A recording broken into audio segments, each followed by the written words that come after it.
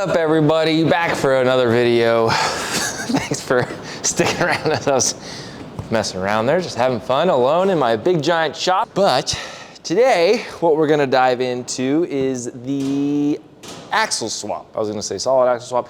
We're gonna dive into the axle swap that I'm doing on the big old K30. Obviously it came, let's see, my year, so is a 73. So correct me if I'm wrong, but I don't think the K30 in 73 came with a 1-ton axle option.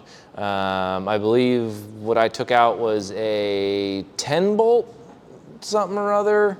I don't think the 1-ton axle was available until like late 70s, something like that.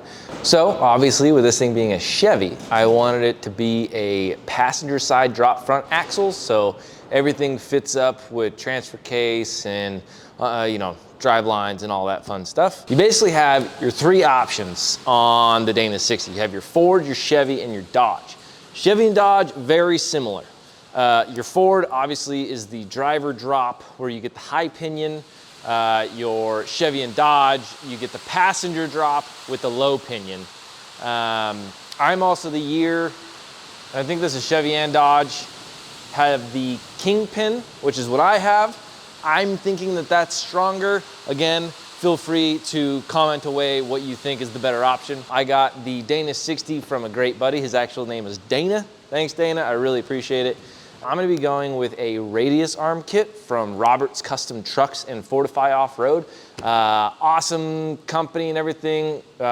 Jake Roberts, awesome dude, knows his shit about square bodies. Go check him out. Okay, enough with that. Let's jump into this Dana 60 breakdown.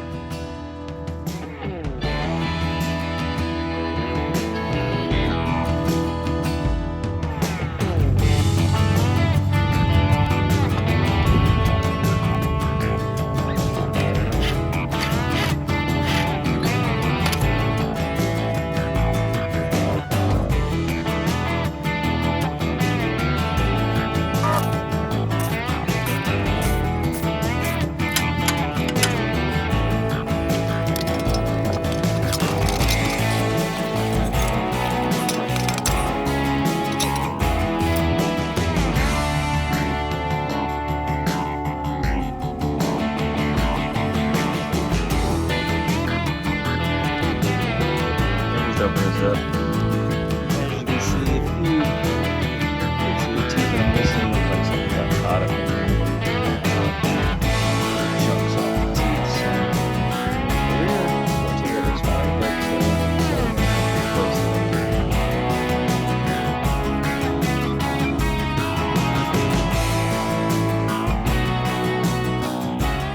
I have the axle fully broken apart. Now it's time for some rust removal.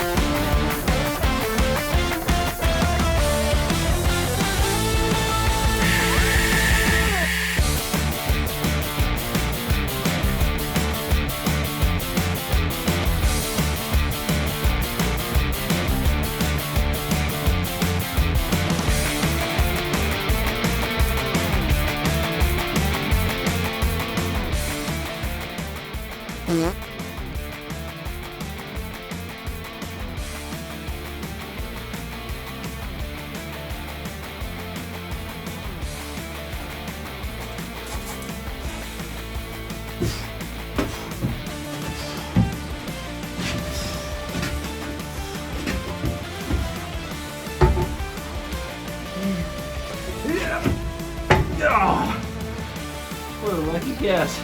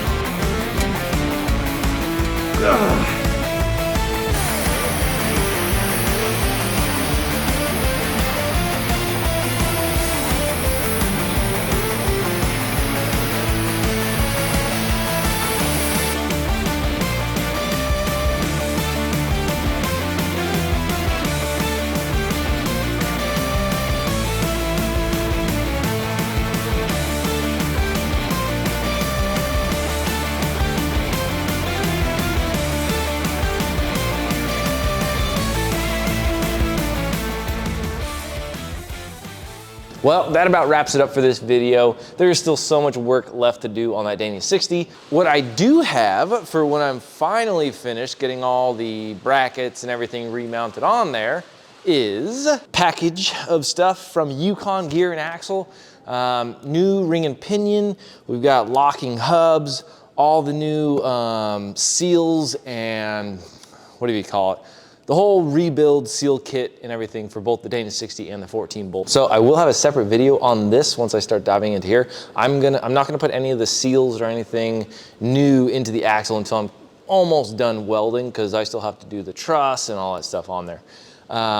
Separate video, that'll be a lot of fun. I'm learning everything. I've never done gears, never put in new lockers or, you know, resealed up any kind of axle. So I'm learning as you're learning, and you can see everything that I mess up and not do it yourself. But at the same time, we're gonna jump now, next video, into the 14 bolt, that 4-inch tube, 1 ton, 14 bolt, full float, AGM, 8x180 4-inch tube, kind of, what, I don't know, some people call it the rock bouncer kind of axle. But yeah, just the biggest 14 bolt that you can possibly get. We're gonna be putting a 4-link suspension, complete custom welded by me. First time I'm ever gonna weld up some trailing arms. And I'm gonna learn all the different 4-link geometry and try and get this thing dialed to put in some cool shocks in here. I'm doing a knife giveaway on my website. It's sasquatchsurvivalgear.com. I'm giving away a cool camp knife, a big old hand-forged camp knife with a Damascus belt buckle. 2 pretty fun things. Every $25 that you spend on my website gets you 1 entry into that raffle. But yeah, go check it out. Appreciate you sitting and watching me mess around, and I'll see you in the next video. Peace.